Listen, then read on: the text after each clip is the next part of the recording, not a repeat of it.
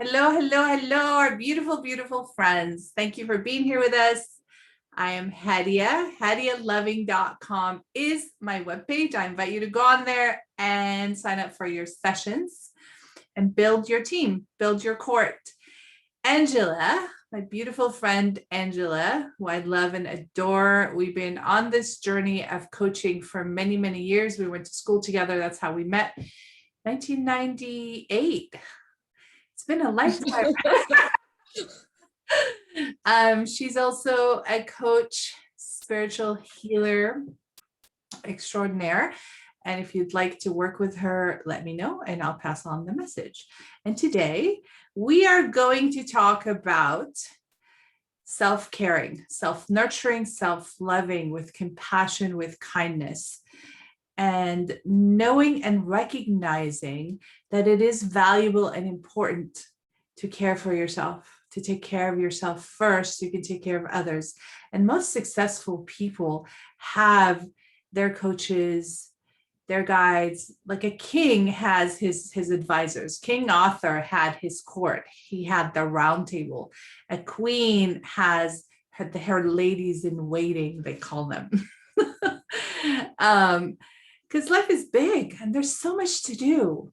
And when you surround yourself, part of self-caring and self-nurturing is surrounding yourself by your support system. Okay, I have my support system. Christina is my life coach, and I've been working with her since 2003, and I work with her constantly. And I have my co-counselors, and most of my friends are therapists and coaches as well, and I reach out to them. So I have my village, and I invite you, as you listen to this, consider in what areas you need to have support and build your village for yourself. Is there anything else? Angela, I want you to introduce yourself in depth and share more about that. Sure. So I'm Angela. Yay, Yeah, Angela. Yay. Hadia is definitely part of my village. She's definitely part of my dream team. She's definitely one of those people that, is just really good to be there.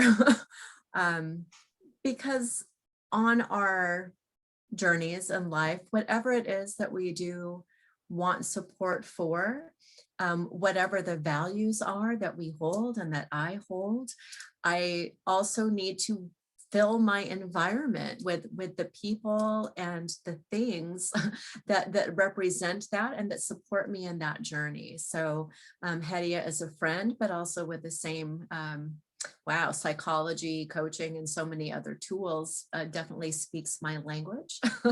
And so that's a big support. But I also have all these other little circles in my life that nourish me in different ways. And so I know if I go to a dream circle and we're talking about, the dreams that we journal and are interpreting and what they mean to our lives, that group really fills me. I know that my shamanic sisters that I've done my shamanic practitionership with really fill me when I have a need for ceremony and connecting with the elements and that tribe. So there's all these different little pockets, in the same way that, my YouTube video really works for me when I just need a kick-ass workout and I can do it from home. But these are just some of the few things that are easy go-tos for me. And I've definitely spent a lifetime knowing how to put each of these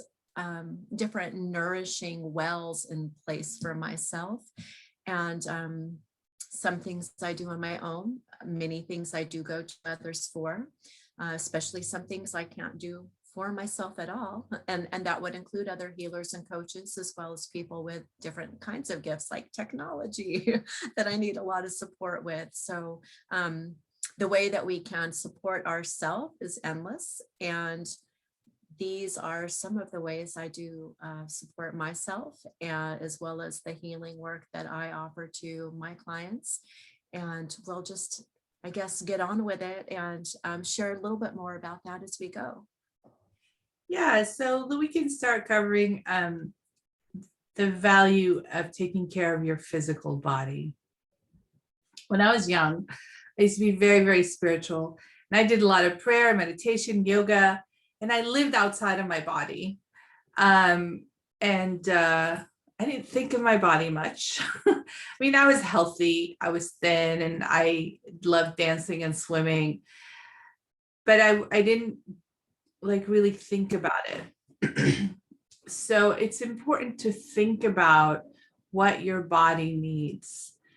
Some people take up working out, but then they lack in the food area or drinking a lot of water, hydrating and resting. Especially when we are young, we tend to want to go, go, go, and then we neglect our physical body of rest.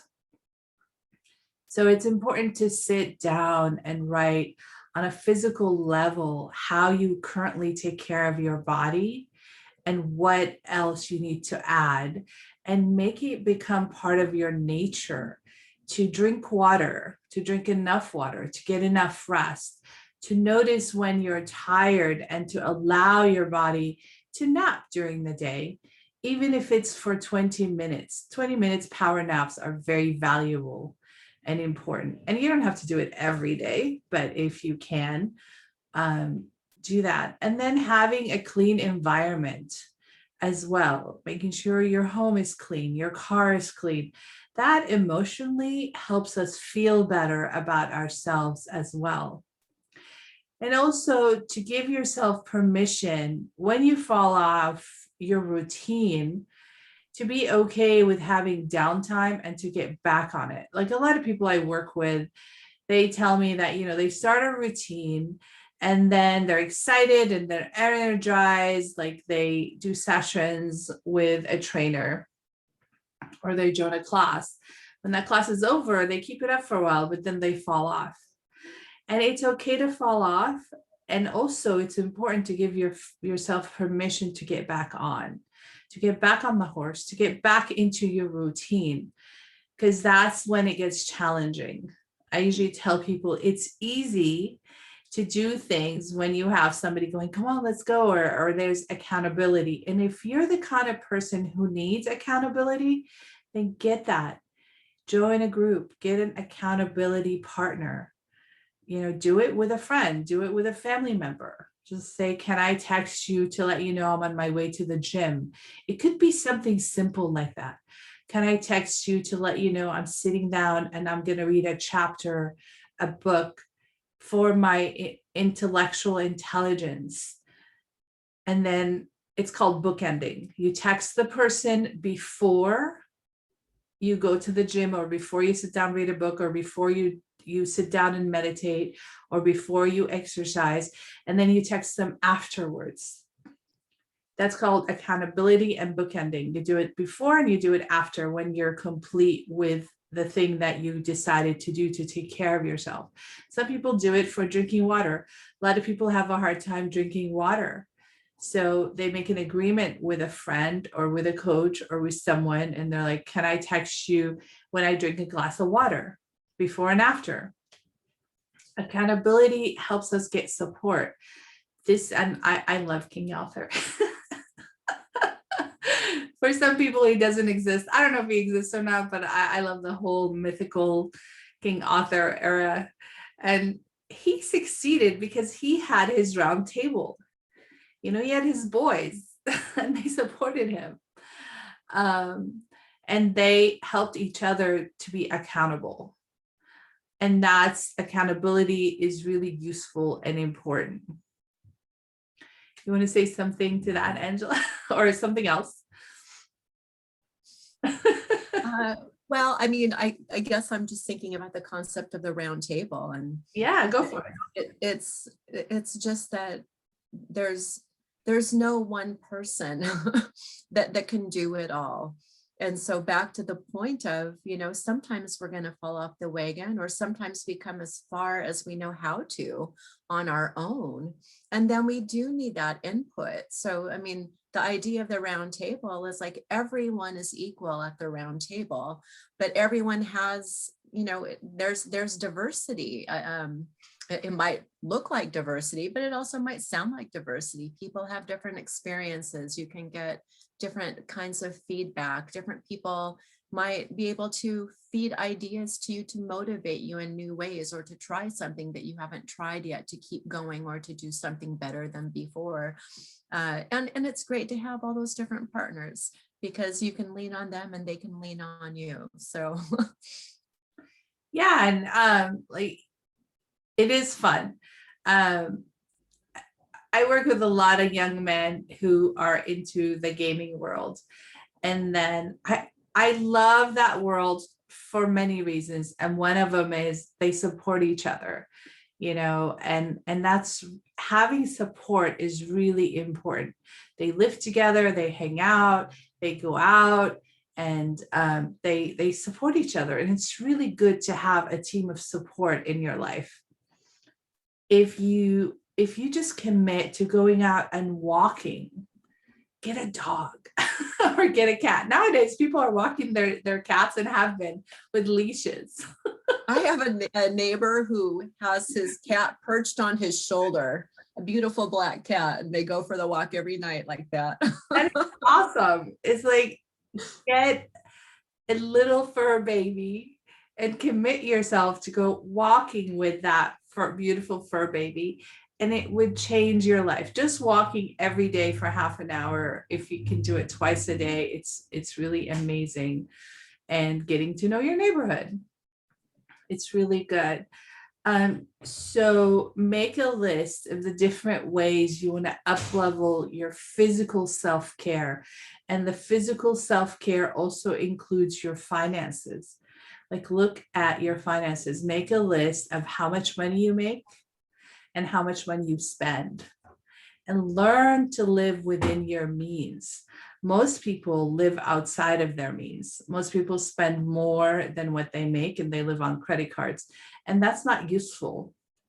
Living a spiritual life, it's really important, little by slow, to learn to be content with what you have, and to grow and expand on it, and keep learning and keep having experiences. And I know a lot of people do a lot of reading, and reading is good. It's wonderful to have knowledge. It's also very important to put it in physical world action, to put it into action. You can't get fit reading about it. You can't drink water just reading about how wonderful water is for you. The water will nurture you if you actually drink it. So you actually have to do the physical action to take care of yourself, your physical body, taking showers, obviously, exercising, eating healthy, drinking water, and being financially fit. It's really important to start working on your financial fitness, and to be financially independent, and to expand your awareness about your finances, and to physically save money, and to learn how to invest it in different areas that is available for you in your life. So I'm just thinking if I want to go more in detail about that, but I won't. If you need help with that, reach out to me. So, all right, Angela, what do you think about all that? I keep thinking of it's not your idea of the round table, but I'm still pondering that concept. I'll take the credit. Yeah. I'm just kidding. King Arthur, Queen Hadia, whoever is sitting at that table with the team. Right? Where's my crowd? The important thing about it is, everybody at that table is there because they want to be purposeful in their life. Yes. And because they want to be the best that they can be. And so I'm just going to say, I'm imagining myself and you and anyone watching or listening, we can all sit at this table together. And what it's really about is, if we're purposeful, and going back to the analogy of, the king has the people around who are, I'm going to keep saying the queen too, who are giving the best advice. But they really have to be trustworthy and noble people too. And that's why I said you're one of my people. You know, I can rely on you. I know that we have the same value system and things like that. So the people at your table are going to also have some, it doesn't have to be exactly the same, but similar value systems, and they'll be honest and authentic with you, and probably what you appreciate about that person, and the reason you can rely on them is because they're authentic too. So we have questions, at least I did, you know, from the time I was little. I'm always asking, like, who am I? Like, really, what am I really? And so everyone at this table or your support team, there are mirrors to help you answer that question. But only truly you can know the answer to that question yourself. So people can support you even better when you know who you are and what you want to a more clear degree. And so many people, especially when we are doing coaching work, when we're doing healing work, the different stories that recycle around in here, the things that may block us from supporting ourselves, or that actually may enhance us supporting ourselves or getting support. It's about truly knowing your own story and doing your life on purpose for all of your right reasons. So, you know, if as Hadia was saying, if you do work out and that matters to you, if you are saving money, know why that matters to you. And so many people in coaching today say that, you know, we'll encourage you to write down pros and cons and, you know your reasons why. That's an important thing. Know your reasons why. Like, what do you get if you drink your water? What I get is, you know, free from a frog, not a froggy brain. I guess I have one right now. I didn't drink enough water today. But I know if I'm hydrated, I'm going to think more clearly. I know that my skin is more clear. I know that my body is flushing detox. So there's all these reasons why I value drinking water, but it's one thing to say I value it. It's another reason to know why I do it. If I don't do it, I'm just not going to be on my top game. And there's so many other things in life that are just like that. So know your reasons why, and start out. What does a life on purpose look like to you? The best way to support yourself is to know yourself in your life, and what do you really want to be experiencing in your life. Sometimes we don't know necessarily more of what we want if we're not in a place where we can believe in it. Sometimes what gets us to that place of getting very real is knowing what we don't want any more of. But either way, have your people, have your team who you can bounce things off of.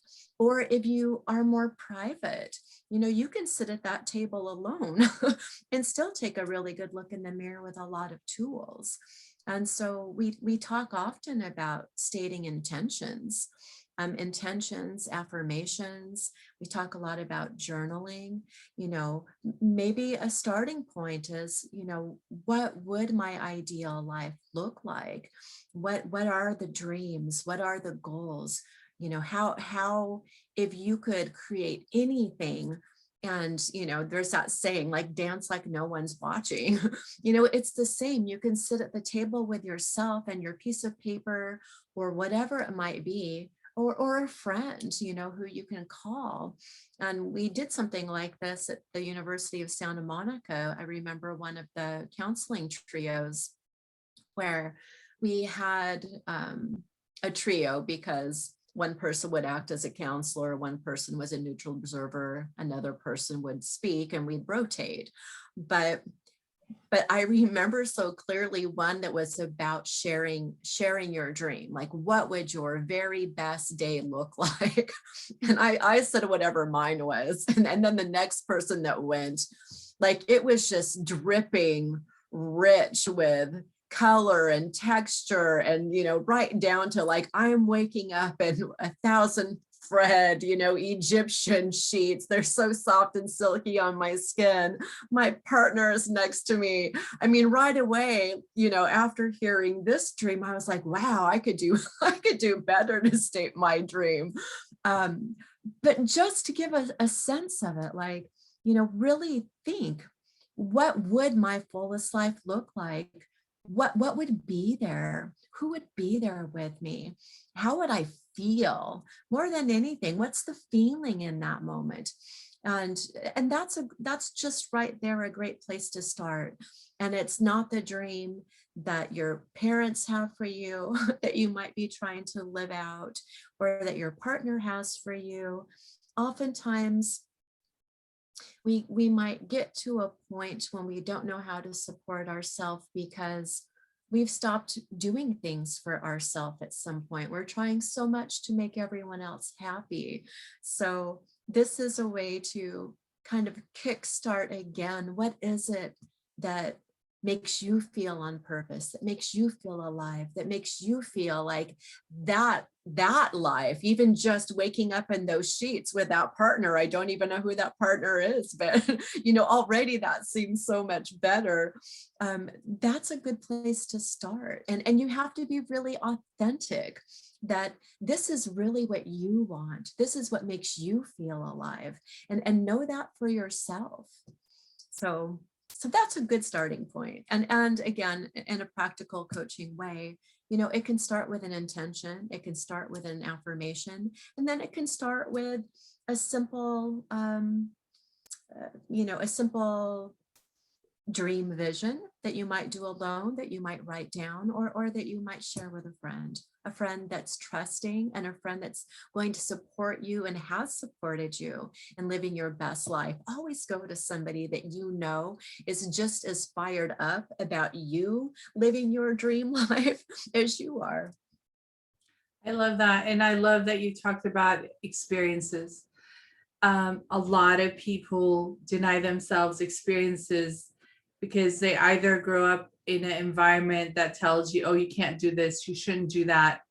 So one of the things of self-care that I want to invite you and encourage you to adopt is let go of the should. Stop shoulding on yourself. You should do this, you shouldn't do that. You should have done this, you should have done it that way. That is self-punishing. I invite you to adopt the languaging. So that's one of the ways to self-care about yourself, is shifting how you think about yourself and the world around you.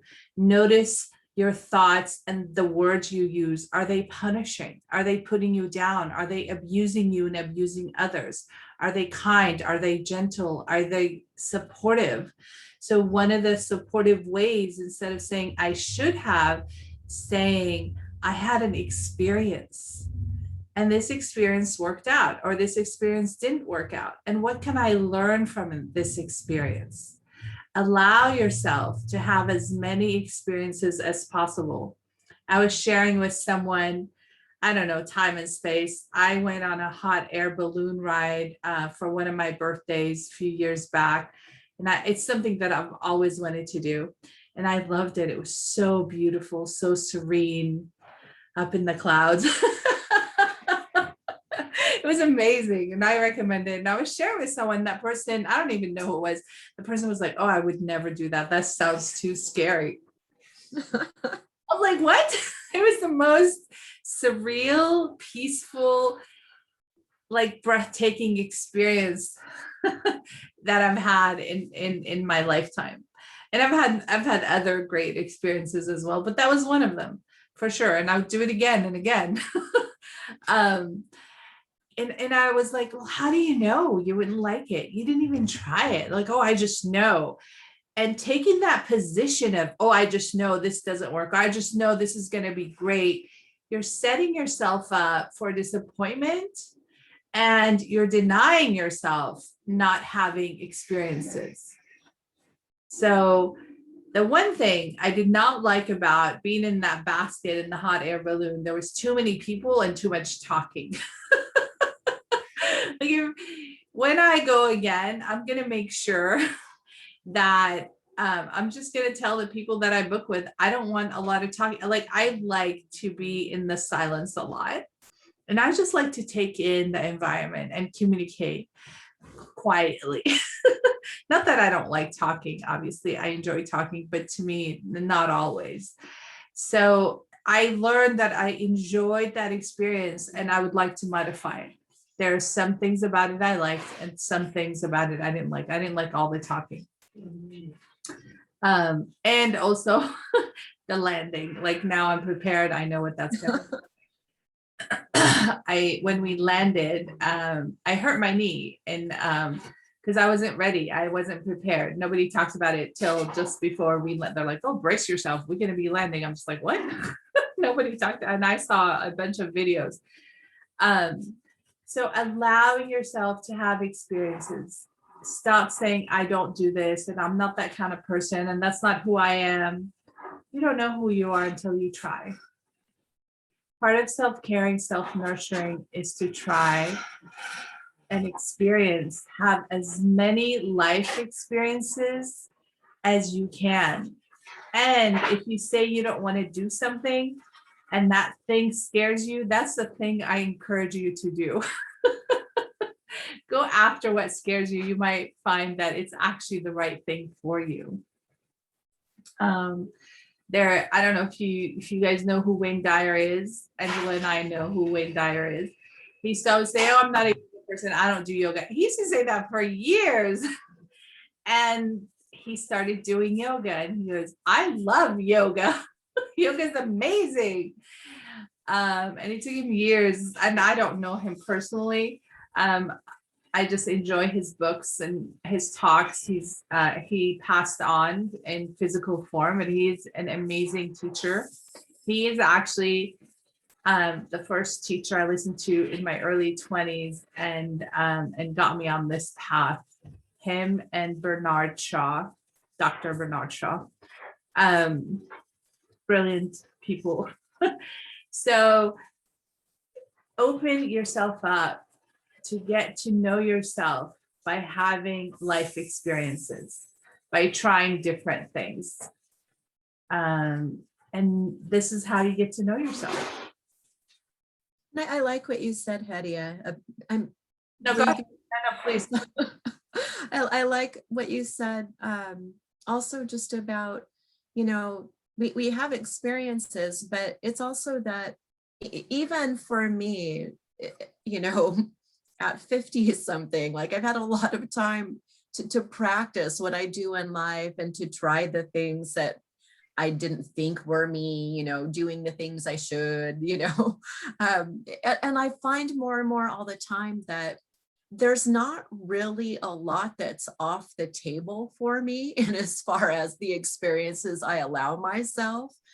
And whatever other people think it looks like to be a spiritual person, there may be things that I do that don't fit into that context, or to somebody else, some other kind of person. But I live my life the way that I do, and what looks like on purpose and what looks like fun for me. So it's about me and taking care of the people of my around me, because the better I take care of myself and the more true I am in all of my experiences, of course, that's a better example that I can set. But I'm finding this way of like continuously coming back to a center, and there's a diet that I don't necessarily do myself, but I think in some ways I subscribe to. And I'm only bringing it up because I think the name is like the 70-30 diet or something like that. But it's just, that majority of the time, if it's 70%, 80%, whatever it is in life, decide in your life what that right balance is. We have to allow ourselves, like I'm a very clean eater, but I also love, sweets and pastries. And, there's times I just want to go get a lobster and drench butter all over it. Like, I don't do this all the time, but it's great when I do. and part of the reason why I eat a certain way is because then the times where I go out and I'm really indulging, it just goes back again. It's like, I don't feel really bad. I just had, oh my gosh, about 3 weeks of visitors. and that means a lot of like eating out and special things happening and like parties and more drinks or whatever. But I ate and did whatever I wanted to do, and a lot of things I don't normally do during that time. And yet I didn't overeat. I just allowed myself and indulged, and I didn't even gain weight because the rest of the time, like I'm so conscious and I'm so careful, and my portions are whatever they are. But it's, I think, like people who I can't use this example because I'm not like the person who's hitting the gym like 3 hours every day, but I know a lot of people who do that, or they're the ones who go and jog or whatever every day. And part of what they know that affords them to do is also to eat whatever they want because they burn so many calories. So, I get to kind of dance around and enjoy it all in my life. This thing is not off limits, and I must not always keep within certain parameters. It's really beautiful that I have the full spread, but in my practice, I know what works for me and how to keep that in balance. Because why? Because that's what feels good for me. And I do like to indulge, but I also really like to take care of myself. So I respect and honor and create balance by knowing what the right mix of each is for me. And there's a lot of things in life I do in that same way. It might be diet, but it's a practice in many other senses, even socializing. I'm an introvert. I recharge by being alone. So after 3 weeks of people every day, it was a lot. And I needed to just rest this week. I allowed myself to do that. But I didn't for 1 minute regret seeing all these beautiful friends I haven't seen who all decided to come to town in the same month. It was well worth it. But then I know how I need to take care of myself when it's over too. And I love that you also mentioned about the food and knowing what's good for you and what's not, and having the balance. And I think that's really important to know what foods work for you, what foods create allergies. Because not all allergies are like killing. Some people, if they eat shellfish, they die from it. Or if they eat strawberries or some kind of like nuts, a lot of times it's peanuts. But some allergies give us inflammation. Some food we're allergic to, and they give us inflammation. And then they hurt our joints. So it's really important to also notice like I'm allergic to garlic and onions. They don't kill me, but they give me severe migraine attacks.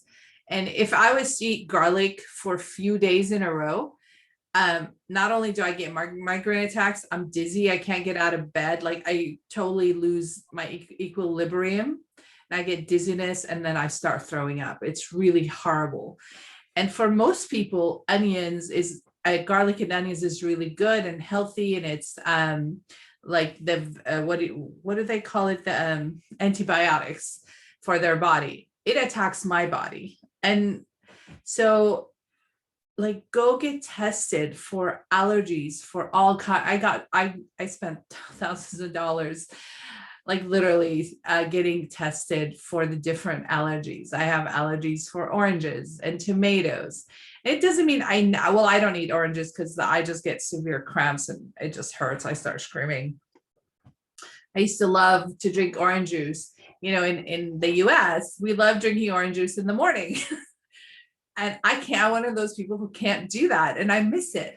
But it's like, it's fine. I don't want to hurt myself. So there are some things I never touch, but sometimes, because I do love garlic and onions, every now and then I give myself permission to eat garlic and onion. Because when you go out, most foods have garlic and onion in it. Mm-hmm. And I know I'm going to pay for it for the next 3 days. I'm like, it's okay. I'm giving myself permission to indulge.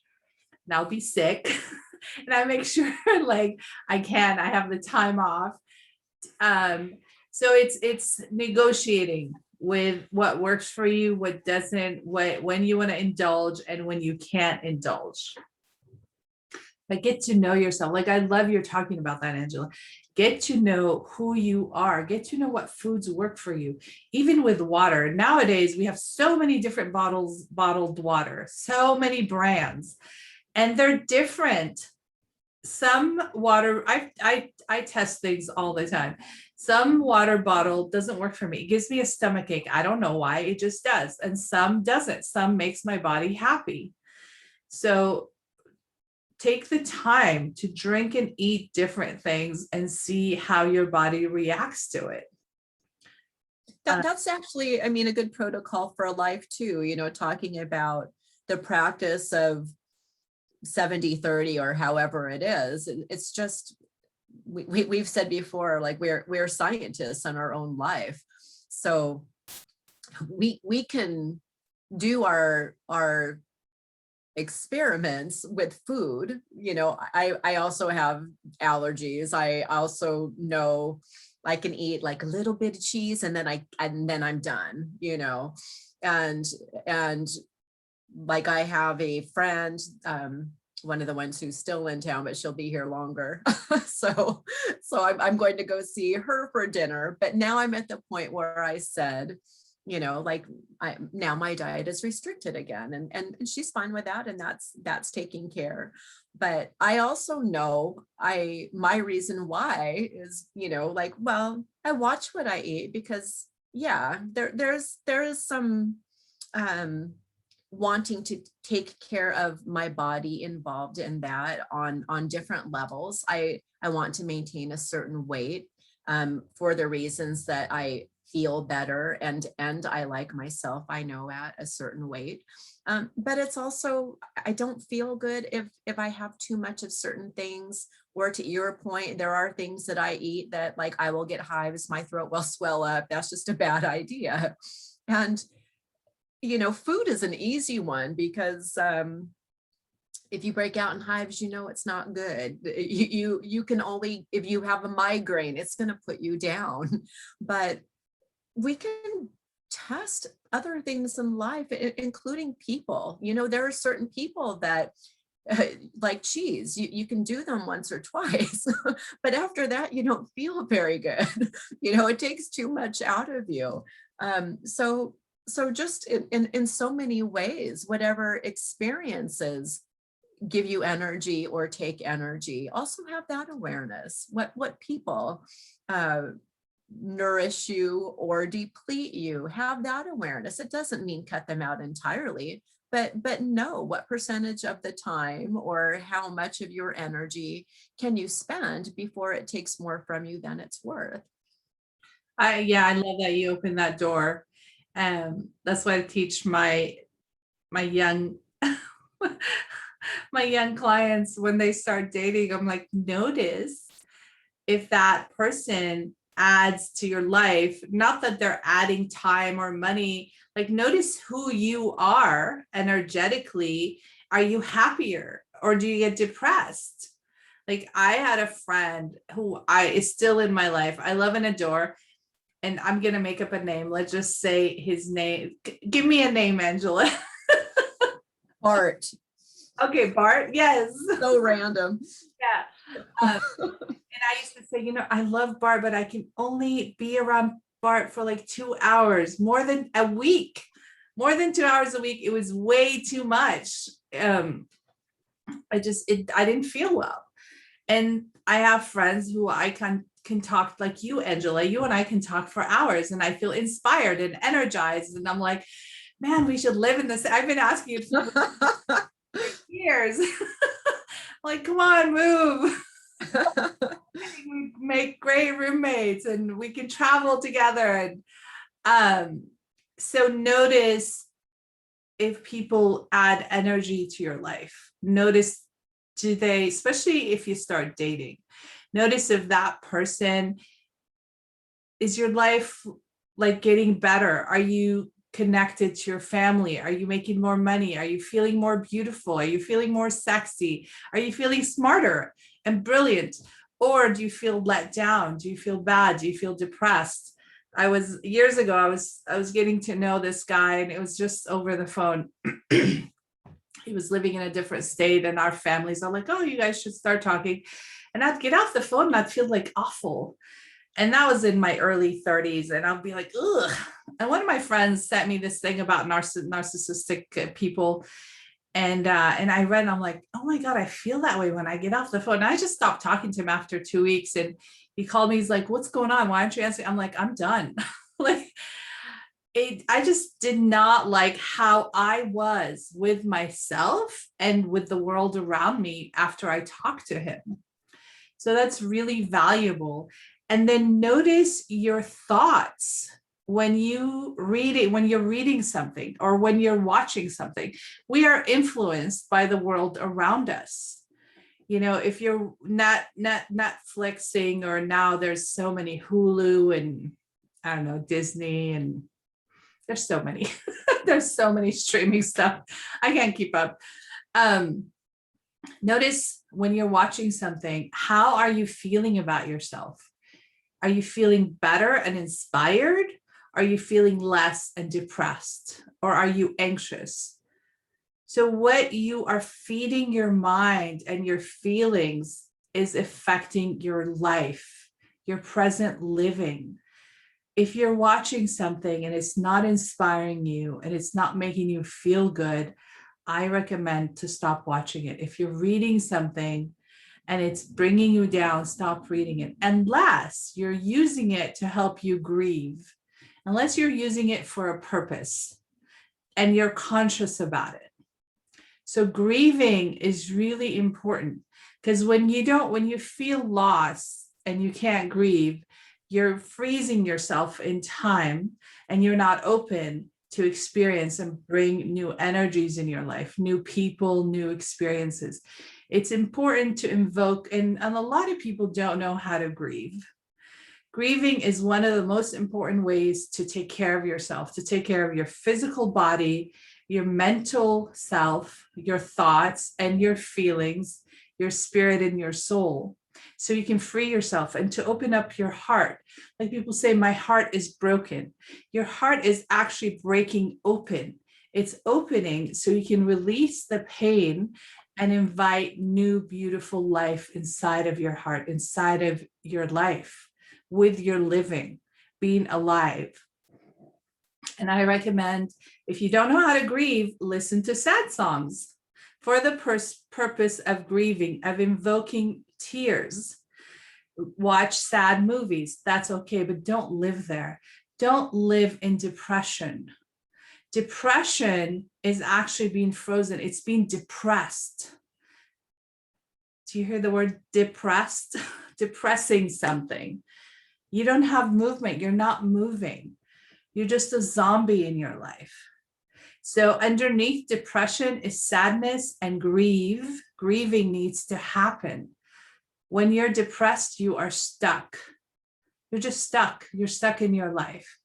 So if you are a person who is experiencing depression, you need to give yourself permission to grieve. When I was 37, y'all, I'm going to be 53 next week. Yay. Happy birthday to me. Happy early birthday. Thank you. And my beautiful nieces started celebrating. We went yesterday, had high tea at the peninsula. It was so beautiful. I love that. Yeah, I love high tea too. It was so fun. And they got me a high tea hat. Oh, I should show it to you guys. But anyways,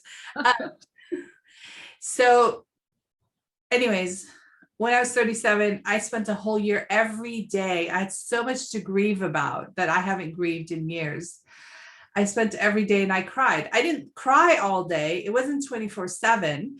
I'd give myself permission to cry for 5-10 minutes. You know, even when I had a full-time job and I had a full-time career, I was still coaching people. And then I had a job and I would just go to the back and excuse myself and cry and come back. And it's like, give yourself permission to take care of yourself. And a great tool of self-caring is also laughter. Give yourself permission to laugh and laugh and laugh. You know, one of my good friends, and she happens to be also my cousin, Manel, her and I just laugh. I don't know, I called her earlier today and she said something. I just started laughing. And we were laughing for like 5 minutes. And I don't even know what we're and she's like, oh God, I need this. I'm like, me too. That was amazing. And then we hung up. So if you don't have a friend to laugh with, then watch something that invokes laughter, and get to know your feelings. Most of us only we go from 0 to 100. A lot of people, I'm not one of those people, but a lot of people are. And you go from being okay to like rageaholic. There are feelings in between that. Before you get to being a rageaholic, there's sadness, there's upset, there's resentment. And I invite you to go to Google and Google feelings, positive feelings, negative feelings, and get to know your feelings and give yourself permission to feel sad, to feel irritated, to feel upset, to feel happy, to feel joyous, to feel peaceful. Those are all feeling words. Learn what feelings words are and start practicing. Fake it till you make it. What does fake it till you make it means? It means you practice till you get to what you want. Like you go to the gym, you work out, and then eventually you start feeling strong. So in the beginning, you're faking it. You're working out, practice. Learn about your feelings, your feeling world inside of you. So you're not either shut down or you're just raging.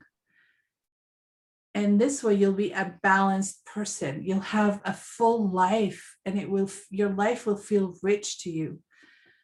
Learn to feel. And it's nice to have the spectrum of your feelings. So one of my affirmations for me is, I am healthy in my body and my body is balanced. I am healthy in my mind and my thoughts are brilliant and creative. I am healthy with my feelings. I feel a spectrum of my feelings and I am balanced in them. And what that means to me is I allow myself to feel angry, to feel rage, but be balanced in it. I allow myself to laugh out loud, exuberantly and joyously for 5 minutes, and I'm balanced in it. I'm not a fool, and I get to experience being foolish. And it's fun because I get to choose. And then I get to be peaceful and calm and irritated and upset. So I feel the spectrum of my feelings and I am balanced in them. And I invite you, if you don't know how to feel, learn, because I didn't know how to feel. I had to learn.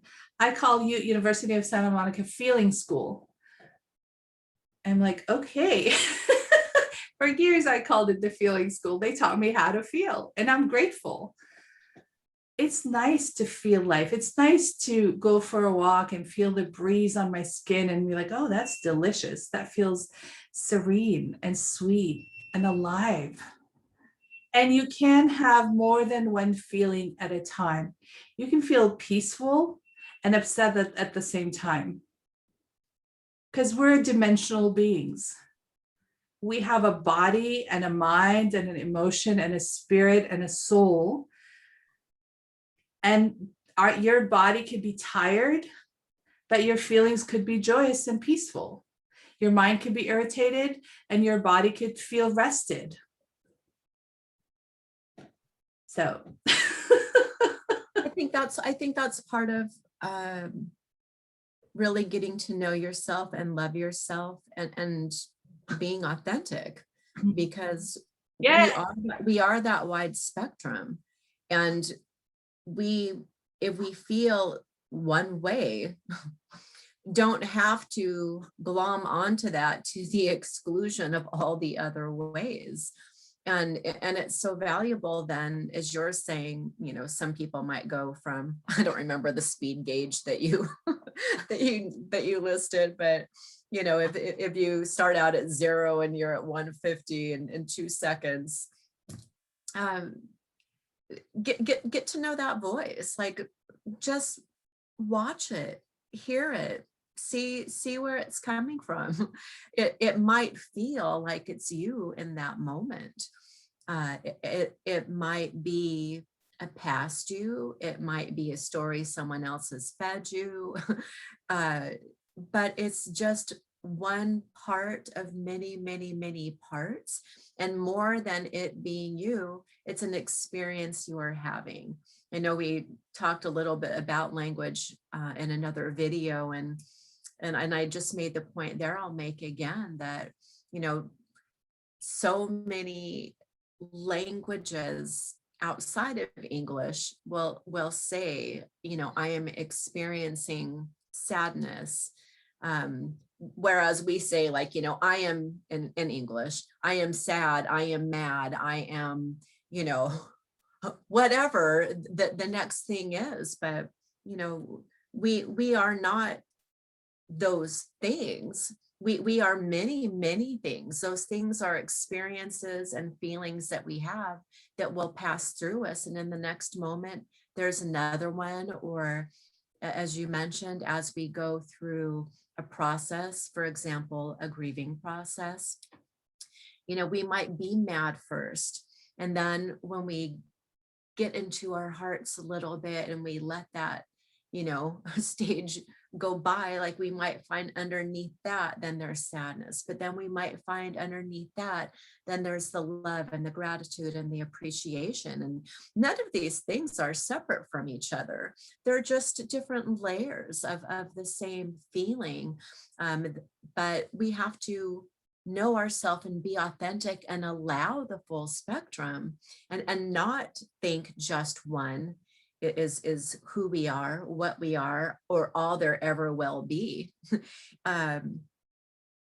So it's so important, again, going back to authenticity, to pay attention to the different voices inside, the feelings that are inside, so that we can modulate those too, so that we can understand, maybe the voice that's speaking through me with anger, and that goes from 0 to, I don't know what I said, 150, like that, maybe that is a part that I can try to understand, versus let it lead me, like a rocket down this bad path.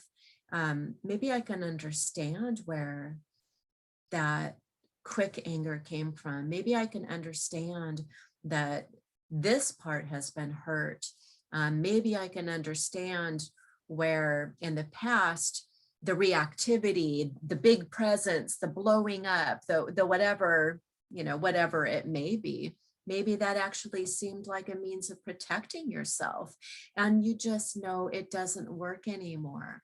So we can always go deeper and deeper with the many layers of our own expression to discover the many layers of authenticity. And the truth is, when we are truly loving ourselves and we go into the authenticity, it's not that expression is not a valuable expression and an authentic expression in the moment, but always when we're willing to go deeper and we do it with love and seeing and having compassion and understanding that part and its reasons why it is that way, not the best reasons to have to stay that way, but the reasons why it is that way, then you can love that part into the next level, where I can experience the sadness for having to defend myself and having to feel protective and having to put on the armor and just love and nourish that one.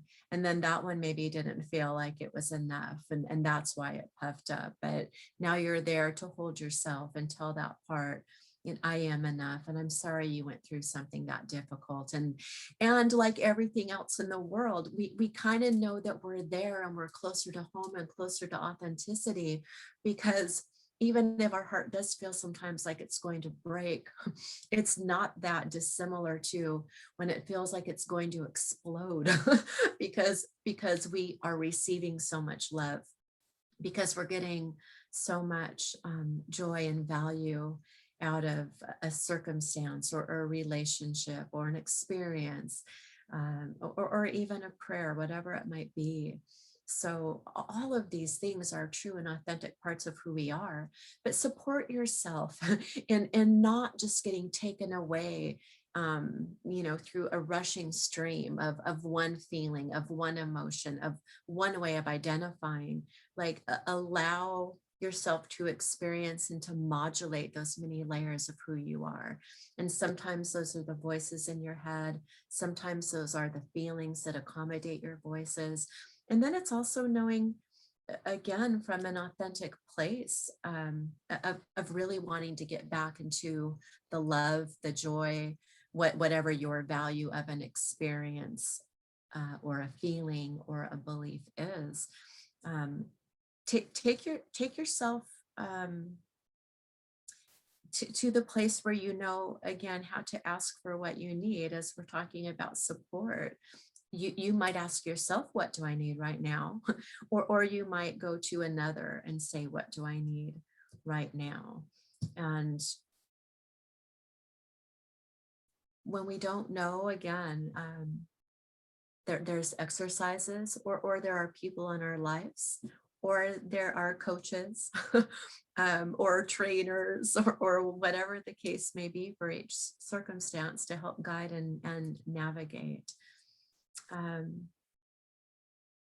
I appreciate what you're talking about, because for me, what you're saying is take responsibility for yourself and in nurturing and compassion. And that's the thing that I encourage my clients: be responsible for who you are. Most of us think of responsibility as, okay, I pay my bills, I pay my rent, I don't drink and drive. But really, responsibility is taking responsibility for who you are with yourself and stepping outside. And I talk about this a lot, stepping outside of telling yourself that you're a victim. The way we tell ourselves we're a victim is saying, why does this happen to me? Why and to is the operative two words, why and to. Why this, why that? And then I don't know what to do about it. I don't know. And it's like, no, saying this is happening for me. What can I learn from this? And how can I show up for myself? How can I take better care of myself? How can I be more compassionate and loving in this situation that's happening for me, not to me? As you said, we say, I am sad. It's like, you're not sad. You're experiencing sadness, just like you can experience happiness. It's just an experience. And that experience will pass and you'll have another experience. But if you get depressed in the experience of sadness, you will only feel sadness for year after year after year. You got to release yourself from identifying that this is who you are. You're not a sad person and you're not a happy person. You are a soul and a spirit in a human body having experiences of joy, of sadness, of anger, of peace. You're having emotional experiences. You're having mental experiences, imagery, thoughts when you're watching something, and you're having physical experiences. Sleeping, waking, bathing, showering, walking, hanging out with people, dancing. Those are physical experiences. That's like people say, oh, I'm a dancer. You're not a dancer. You are a person who enjoys dancing and experiences dancing, because you're much more than that. So when people ask me, this is a joke that I came up with years ago. I was actually, my car had broken down in front of a car lot. And I went to ask him, I was like, you know what? I'm going to buy a car right now. And the salesperson missed out on selling me a car. He walks up to me and he goes, so what do you do for a living? And I laughed and I said, you want to know how much money I make? What I do for a living is I breathe. All of us breathe to live. That's what we do for life. We breathe. And everything else we experience.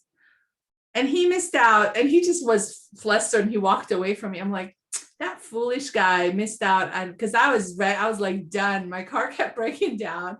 And like I'd go on these trips and my car would break down in the middle of nowhere and I would have to wait for AAA. And I'm just like, no.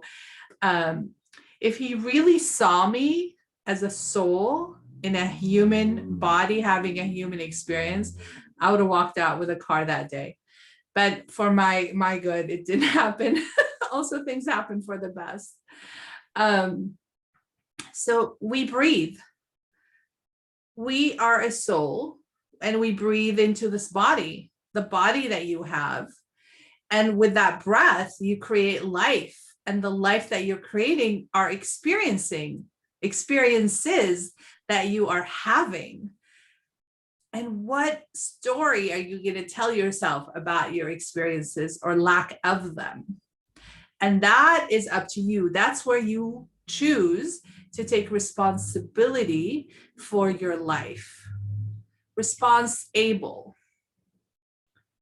So taking responsibility is, do you have the ability to respond to your life and your living and thriving and flourishing? And the people who don't have the ability to respond live in the consciousness of a victim. And it is really by choice. Like I talk to people who are not my clients, but God, I don't know what to do. I'm like, well, learn. I'm just waiting for this and that. Don't wait. Learn what to do. Reach out. In this day and age, none of us have an excuse. When I was growing up, I mean, like learning wasn't that easy. We had to go to the library, check out books, and we had huge encyclopedias. Nowadays, YouTube, I love YouTube. Anything you want to learn, research it on YouTube, and you'll have at least one video, if not 10, if not 100. Learn how to be able to have responsibility, responsible to your life, for your life, and keep breathing and keep learning and keep experiencing and do it with the intention of self-loving, self-caring, self-compassion. And if you're a person who experiences anxiety, it's because you're afraid. You're afraid to live. And there's unresolved hurt from your childhood. A lot of times it's from birth, from when you were a year old or 6 months. And you got to release and clear and cleanse by grieving that. So your life will be open and available for you. So authenticity is being true to yourself. It's not being true with other people. Because when you are true to yourself, you are true with others. Treat yourself that you are the best thing ever in your life. Fall in love with who you are. And until you do, have compassion for how you show up with yourself. And if you have ADHD, PTSD, all the whatever, depression, anxiety, have compassion.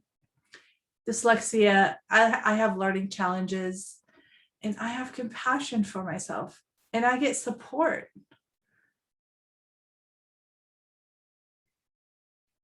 So support yourself with loving, with compassion, with tenderness, and everything can be healed, and everything can be changed, and everything can be shifted.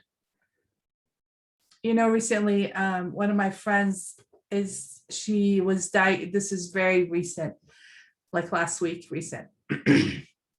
She got diagnosed with breast cancer.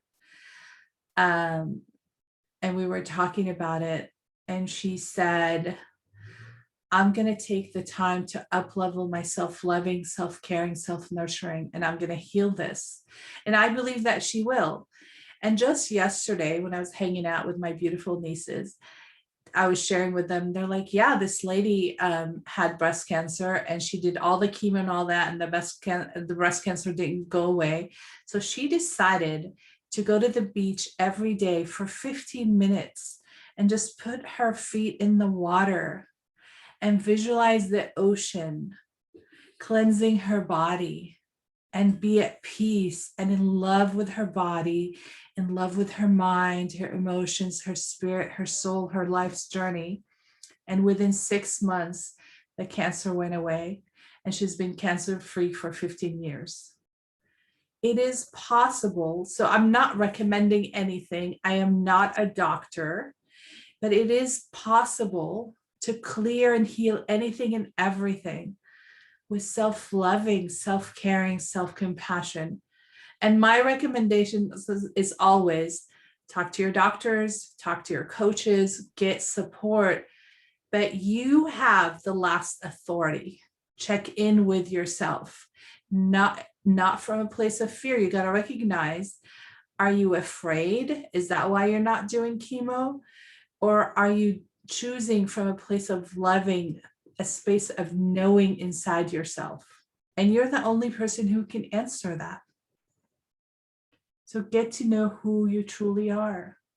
And sometimes it might take a crisis of a type before somebody will take the time necessarily to do something like that for themselves.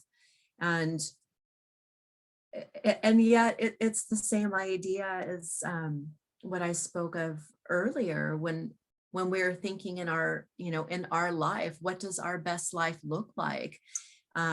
Your friend definitely, kind of paused and thought, what would be healing? What would be nourishing? What would be self-loving right now? But we don't have to wait for that critical moment. We can, she might have, she could have started going to the beach, like every day some time ago, just because it would have been fulfilling, and not making it about her, but just saying, as each of us are thinking about our life and what we really want. That's the reason why it's so important to start now. Do that thing for yourself that feels good now. And going back to the idea of the feeling, when so many people say, well, what do I really want in my life? It's easy to say, I want billions of dollars. I want to win the lotto. Things like that are easy, and I don't blame you, I'd like to win the lotto. But it's not so much about. Hey, Angela, I hope you do. Thank you. I'll share it with you. But it's not so much, like the money itself. If I just had stacks of $100 bills, that in itself wouldn't bring me joy or satisfaction. So really, what is it that I imagine myself getting to experience because of that? Really, what would I do? Maybe if I were your friend, I would not be working, and I would just go to the beach every day and put my toes in the water, or another part of the world where the water is warmer. But it's about that experience. And we said the same thing about people in your life. Who do you get to be with? I mean, excuse me, who do you get to be when you're with that person? And that means, how do you get to feel? What is your inner experience? And, the feeling of sitting, I know when I do it, with my toes in the sand and the waves rushing up and, connecting to the warmth of the sun. Like there's a very centering thing that happens right there where, for my experience, I'm connecting with nature. I'm feeling grounded. I'm sure that I'm taking deep breaths. I'm sure that I'm relaxed.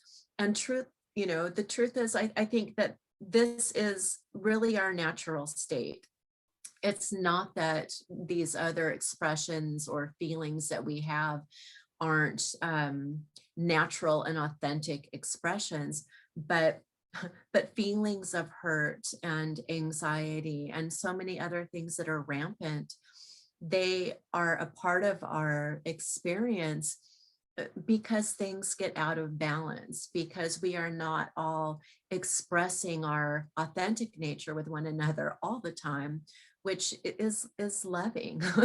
And we can definitely know that these are different layers and expressions of loving when we feel separate from it, when we feel wounded because of the perception of our ability to get it or to not have it, or to give it to ourselves or not be able to give it to ourselves, or receive it from another. But those are all just the stories. Again, underneath every layer, what we're really getting to is that calm, loving, present center that knows that we're a valuable human being, that whatever brings us the most joy, it's worth giving that to ourselves because it makes us healthy, it makes us abundant, it makes us nicer to be around for everyone else too. And so often we just don't maybe remember our authentic self because we're caught up in the world's story, we're caught up in the world's chaos. We're caught up on our own chaos, and we don't know how to sift apart that from our authenticity to even know, how do I help myself? How do I ask for help? Sometimes we give the help to ourselves, and it's sometimes, again, it may also take the form of counseling. It may take the form of processing something, but there's so many ways that we can process, especially if it's really early childhood, or especially if it's like PTSD, something that, like a trauma that lives physically in the cells, or we can't necessarily talk our mind out of it. Like we might know better, and we might even have done the processing to the point where we've distinguished what the truth is and what our reason why is, to have a different behavior, or what our affirmation is, and we just can't seem to get through it. Sometimes the ways that we can help ourselves support ourselves in that moment, we've talked about breath work before, taking a breath, but I love the idea of sound. We're all sound beings. Some of the work, the healing work I do with others is biotuning, which is the frequency from a tuning fork, but all by yourself. We can all tone anytime, anywhere, on the beach, in the car, in the bedroom, walking into a public restroom if you need a break, go behind a tree if you're in the park, like anytime, anywhere, we can tone.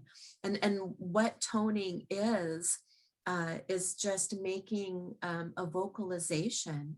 And a lot of times it's just a vowel sound. Even before these calls, Hadia and I do of toning, something we learned, and many other people, more it comes from Sanskrit, but ana hu, some people say who, doesn't matter. But it's a vocal tone that we do. It's part of a prayer that helps us kind of get grounded and centered before we start these calls. But I encourage you to do an easy one. Everyone knows ah and ooh, and even put your hand on your heart. If you're having a moment where you're in anxiety, you're having a moment where you're going from 0 to 150 fast and you're feeling rage, whatever it might be, the hand on the heart and awe can connect you to the heart energy. It's soothing. It actually is like giving your insides a massage. It can really like work even down that vagus nerve that, as sound comes in through our ear, and actually like kind of even massages our mind and these other body parts. It automatically soothes us and gives us like a de-stressing, decompressing, um, and expanding response. That's And actually a valuable tool. There's people practice doing the sounds of the vowels yes, song. So that's what you're referring to. And it's really, really powerful. A, O, U, I, E. And just going through, like you said, yeah, yeah. oh, Yeah, and if it's interesting to you, look it up. There are seed sounds for every energy center in the body. You can just use the vowels, but anyone who knows the vowel, or even just ah or ooh, it's so easy. It's such a simple way to give yourself the help you need in the moment. Maybe even when you don't know what to ask for, that can just bring you right back to center. And since we're talking about support and how to ask help, and something else, again, I mentioned that I do a biotuning therapy, which uses the pure tone from tuning forks, and it's much like tuning a musical instrument. If you play a pure tone, uh, a piano, a guitar, anything that has a key that's off will tune itself to that pure tone, and our bodies are the same. And I had an experience recently with somebody using the tuning forks. And not only that, but if you don't know how to ask for what you need, and if you need support with your authentic expression, uh, it might even be that there's a challenge with the fifth chakra. And chakras are the energy centers in our body. If you think of the center of your body like a hollow tube, and have heard the word chakra before, often when we meditate, we'll speak to one of 7 major chakras that are identified. And you can also go online and see charts, Vedic charts. A lot of people who do yoga have these charts. A lot of people who do martial arts have these charts. Often they're color coded. But when I'm talking about the fifth chakra or the throat chakra, it's right here. And when you're toning, doesn't have to be a hand on your heart. You might even experiment and see, where do you feel the resonance, and what does that do for you? So here I can feel that resonance just when I'm talking. But this is obviously the throat. It's an expression area. So it's your authentic expression. And how do you bring that out to the world? Whether it's, saying, affirming what it is that you love, or whether it is truly just being who you love to be.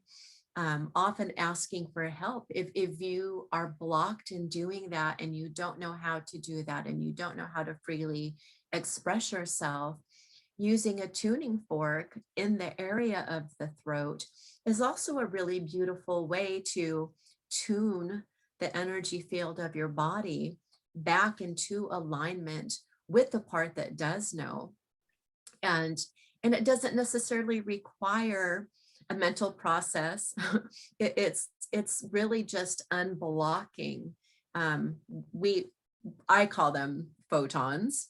Science will call them photons, but it's the light within all of us. And whether you think that's a woo-woo thing or not, you can look in a laboratory and see photons. Usually when people have a wounded area, let's say, the light will leave the body. When you're healing, you can literally record like these beautiful little balls of light coming back to that area.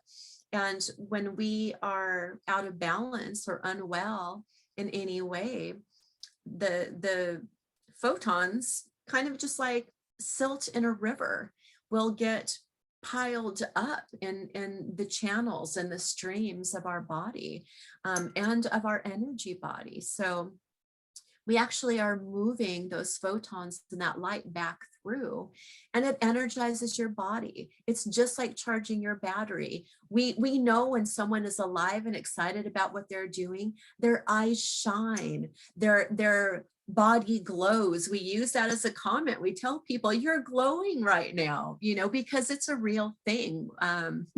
We can see in each other. So I recently did some biotuning with a person who was saying, in life, I'm experiencing all of these difficult things. And I know for many years, they have had some real hardship, but they felt that they had no choice in the hardship. And so taking accountability is also saying, I'm choosing to keep myself in a difficult situation. I'm choosing to stay in a household where, and I won't go into the things going on in the household, but it was all fifth chakra stuff. Some of it was other people who have addictions. But again, going back to her throat and what was going on in her inability to ask for help, her sense of inability to have any choice in this situation, that work really beautifully opened the throat up. And it was very interesting, because the other area that we worked on was the crown area above the head. It's another energy center. You can look it up if you choose to. In this particular circumstance, it also had to do with asking for help. This is asking for what you need of yourself, of other people, it's how you express in the world. This person had also forgotten that she could even ask for higher support, whether that's her higher self and the answers that it had, the ways that it could rise above the circumstances, or asking for, choose your own words, but angelic support, prayer. This person literally said, I forgot I can ask for help because I've been trying to do it so much myself and to take care of everyone else. And instantly, ideas of things that this person could do to bring joy into their life, where they could go and replenish themselves at wells that were in their area. One was a Tibetan Buddhist place. One was a place where animals are brought in. They love animals. And they thought, this might be a place I could volunteer and help the animals. And all of this joy was bubbling up already. And all of these solutions came already. So clearly there was something moving. There was a movement that was taking place, opening up the ability to express more of what they really wanted in their own life, to nurture themselves, knowing what they could ask for, and remembering that they could ask to receive and not do it all themselves, to literally place the idea and the request for help on an altar and leave it to some invisible support systems to come in and also pick up part of that load. And I know since that time, some really amazing things have opened up already in that person's life. So these are also ways that you can support yourself, get the help you need from others, and different ways you can go about it, either on your own or with external support. Yeah, it's opening your heart to receive and opening your mind to create and connecting to your feelings.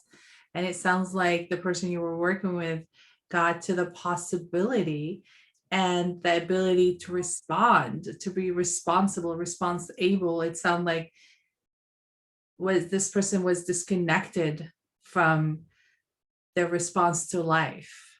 Yes. That's beautiful. And then using our spiritual self in prayer, meditation. If you don't believe in God, it's okay. Do you believe in loving? Do you believe in nature? Have a spiritual practice, not religious. You can be religious. Really, if you're religious, it's great. If you're not religious or don't have a spiritual practice, create a spiritual practice. Being spiritual is different than religion. For some people, a spiritual practice is to go on hikes once a week or once a month, and to really notice no telephone, no distractions, without your phone, without music, and be part of nature. Hear the birds, feel the wind, the breeze, the sun. Watch the sunset, watch the sunrise. Create some sort of spiritual practice. It's really important. And then get to know your soul's journey. Sit down and write with your soul. So taking care of yourself is a gift that you give yourself, and you actually are giving that gift to the people you love and care about and to the world. When we heal and love ourselves and care about ourselves, it's a gift we're giving to the world. So in wrapping, be happy that you are a soul and a spirit in a human body, and you get to experience life, and you get to learn, and you get to be new. And if you feel stuck, get help. There's a lot of help out here for all of us. And learn to love yourself. Create tools that work for you, and have as many experiences as you can. Every day, choose to live your best life. Some of you know that recently, last month, June 9th, Happy, my beautiful dog, she's actually my daughter who I love and care about, passed away, went to doggy heaven. And in that moment, I chose to start living my best life because I didn't want to go into depression. I got conscious. So get conscious about your life and who you are. And it doesn't mean every day I'm having fun and having amazing experiencing and drinking champagne and having caviar. It's not like that. It just means I'm in the space of loving inside myself. That's what it means to me, living my best life. Choosing to be kind, compassionate, being open, receptive, allowing, asking for loving support, not just from other human beings, but also from spiritual beings, if you believe in angels, or explore what that is. What do you want to say, Angela, in wrapping? Let's wrap it up. I'm just gonna put the bow on it along the same lines to say we have an opportunity to choose to love ourselves, to recognize ourselves, and as something miraculous that while we can use tuning forks and different modalities, that your own body is a unique instrument. You have beautiful resonance and the ability to sing, to move, to dance, to connect, as Hadia said, with nature, to allow yourself to be that full spectrum, to continuously be in a practice of watching and having compassion and putting your arms around all the parts that hurt until they know that they're loved too. And so I just encourage you, love yourself. And we do that by being conscious. We do that by knowing the different voices inside, the different feelings that come up, what the triggers are, and understanding that we can modulate those by bringing compassion to them, by, turning the criticism, let's say, into compassion. Like, that is a choice. So it's an ongoing practice, but we get to live life more and more fully in all of its joys, and I just encourage you to do that and to take that step for yourself and to ask for what you need and to support yourself in the ways that you can. And when you don't know how to, look at the people around you, build your dream team. Who do you know that you can call that can get you to laugh in 5 minutes? Or, if it's me, fix something technical, or have a dream incubation session with, like, so many different people in life. Know who yours are, know what each one, how they fill you up, and how you can fill them up. And in that way, we come together in our loving, in our fullness. We could sit at this beautiful round table of life, or whatever, on the shores of the ocean of life, together in our fullness, in our best life. Yes. Yes. Yes. And as always, I love you. Angela loves you. Love is given. All of us love each other, and we forget because we get hurt. All of us are born loving. We are. You are born loving, kind, beautiful, compassionate, zestful, brilliant, creative, smart, and free. And we forget because we get hurt. And some of us get hurt as early as your birth process, or year 1, or year 2, or at 5 or 7. If you notice, some children are awake and bright, and some children are already shut down by the time they're 2 years old. Grieve and release the pain and awaken yourself to your true nature. I love you. Angela loves you. We love you. And thank you for listening. Thank you for being here, and looking forward to working with you. Talk to you later. Bye-bye. Bye-bye.